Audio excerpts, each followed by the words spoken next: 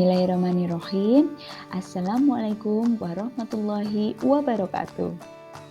Jumpa lagi dengan Bu Eva. Bagaimana kabar kalian hari ini? Semoga kita semua selalu diberikan kesehatan dan selalu dalam lindungan Allah Subhanahu wa taala. Amin. Pada kesempatan kali ini, Bu Eva akan memberikan materi mengenai pengenalan layanan BK. Kira-kira kalian sudah tahu apa belum BK itu seperti apa? Apa sih sebenarnya BK itu? Oke, BK merupakan atau terdiri dari dua kata, yaitu bimbingan dan konseling, yang merupakan terjemahan dari istilah guidance dan konseling dalam bahasa Inggris.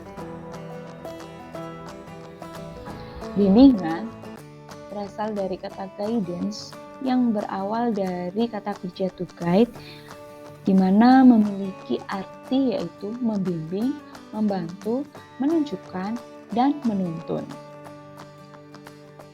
Secara umum, bimbingan sama dengan pemberian bantuan kepada seseorang yang membutuhkan bantuan untuk membantu seseorang mengatasi masalahnya atau mengungkapkan kemampuan yang dimilikinya. Sedangkan konseling secara etimologis berasal dari bahasa Latin yaitu consilium, yang berarti dengan atau bersama, yang kemudian dirangkai dengan kata menerima atau memahami. Jadi, konseling merupakan hubungan pribadi yang dilakukan secara tatap muka antara dua orang, dalam mana konselor yang melalui hubungan itu dengan kemampuan-kemampuan khusus yang dimilikinya. Dalam hal ini, konseli, yaitu kalian sebagai peserta didik, dibantu untuk memahami diri sendiri, keadaannya sekarang, dan kemungkinan keadaannya masa depan yang dapat ia ciptakan dengan menggunakan potensi yang dimilikinya, demi untuk kesejahteraan pribadi maupun masyarakat. Lebih lanjut, peserta didik dapat belajar bagaimana memecahkan masalah-masalah dan menemukan kebutuhan-kebutuhan yang akan datang. Dengan melihat uraian tentang bimbingan dan konseling di atas, maka dapat dirumuskan mengenai pengertian bimbingan dan konseling atau BK itu sendiri, yaitu serangkaian kegiatan berupa bantuan yang dilakukan oleh seorang ahli pada kegiatan konseling secara tatap muka, baik secara individu ataupun beberapa orang, dengan memberikan bantuan pengetahuan tambahan untuk mengatasi permasalahan yang dialami oleh konseli atau peserta didik dengan cara terus-menerus dan sistematis. Akan tetapi, sampai saat ini masih saja ada persepsi tentang BK yang salah kaprah. Masih ada sebagian siswa yang belum mengenal BK di sekolah. Kira-kira benar enggak ya? Kemudian ada juga yang menganggap bahwa BK itu hanya untuk anak-anak yang bermasalah. Selain itu, BK itu hanya untuk tempat mendapatkan hukuman. Guru BK dianggap sebagai polisi sekolah.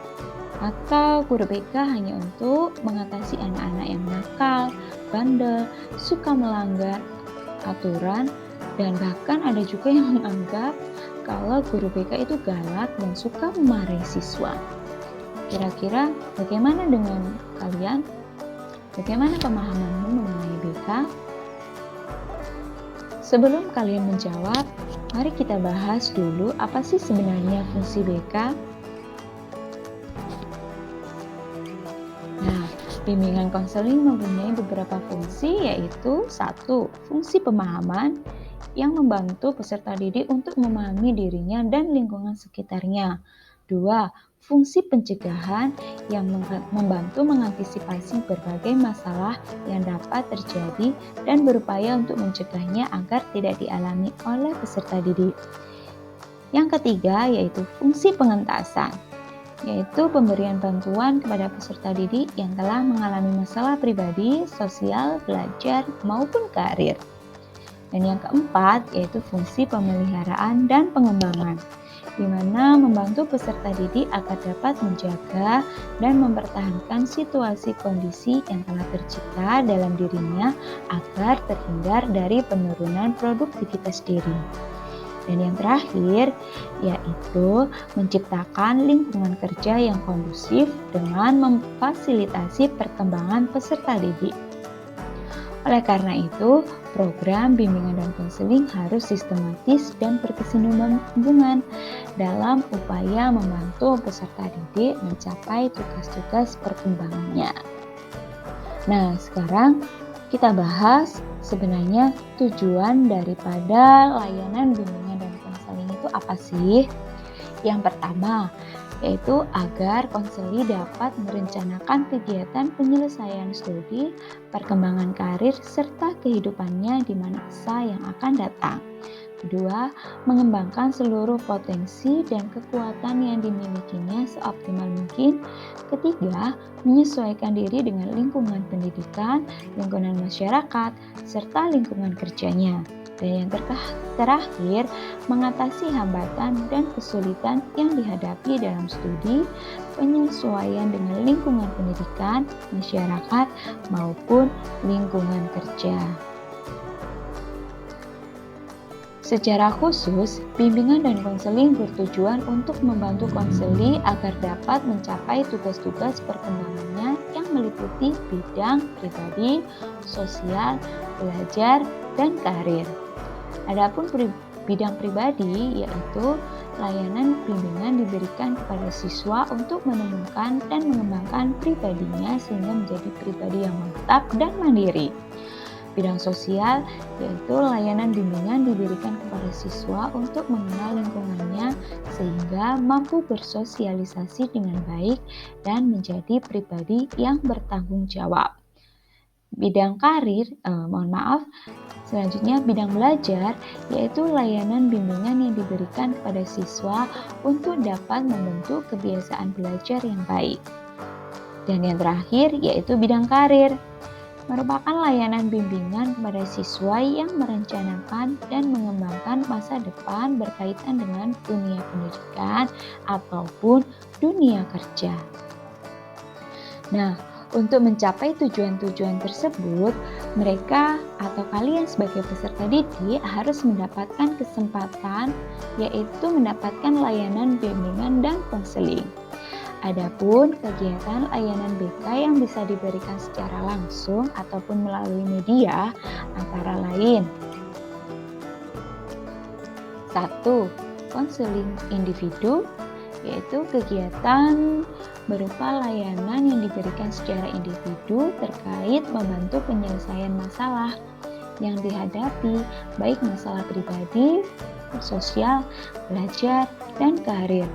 Yang kedua, kegiatan konseling kelompok, yaitu kegiatan diskusi kelompok dengan topik yang didiskusikan adalah masalah yang berasal dari anggota kelompok untuk diselesaikan secara bersama-sama.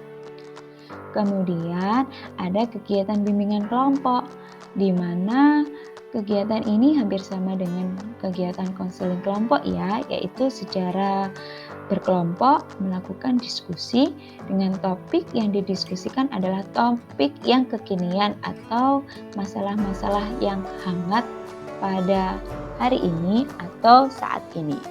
Dan yang terakhir yaitu bimbingan klasikal yang dilaksanakan sesuai dengan jadwal guru BK masuk kelas. Materi yang disampaikan berupa layanan orientasi, layanan informasi, dan penguasaan konten. Selain keempat kegiatan tadi, layanan BK ada juga yaitu layanan bimbingan kelas besar atau lintas kelas. Terus ada juga layanan konsultasi, kemudian layanan kolaborasi, layanan alih tangan kasus atau referral, kemudian layanan home visit atau kunjungan rumah, yang kemudian layanan advokasi, ada juga layanan konferensi kasus, dan yang terakhir yaitu layanan peminatan. Sedangkan layanan bimbingan konseling yang melalui media, yaitu media papan bimbingan, kotak masalah, leaflet, atau pengembangan media BK lainnya. Oke, dalam pemberian layanan BK, guru BK memiliki kaidah dalam penyelenggaraan layanan BK yang dikenal dengan asas-asas BK. Asas-asas BK antara lain 1. Asas kerahasiaan, 2. Asas kesukarelaan, 3. Asas keterbukaan, 4. Asas kekinian, 5. Asas kemandirian, keenam asas kegiatan, selanjutnya 7. Asas kedinamisan, 8. Asas keterpaduan, 9. Asas kenormatifan, 10. Asas keahlian, dan yang terakhir adalah asas Tutuguri Handayani. Dengan adanya asas-asas tersebut dalam penyelenggaraan layanan BK, harapannya layanan BK tetap dianggap sebagai pelayanan yang profesional di dalam bidang pendidikan, terutama dalam memfasilitasi kebutuhan siswa. Oke, demikian yang bisa Bu Eva sampaikan. Kita lanjutkan materi ini di video selanjutnya ya. Terima kasih atas perhatian kalian. Akhir kata, wassalamualaikum warahmatullahi wabarakatuh.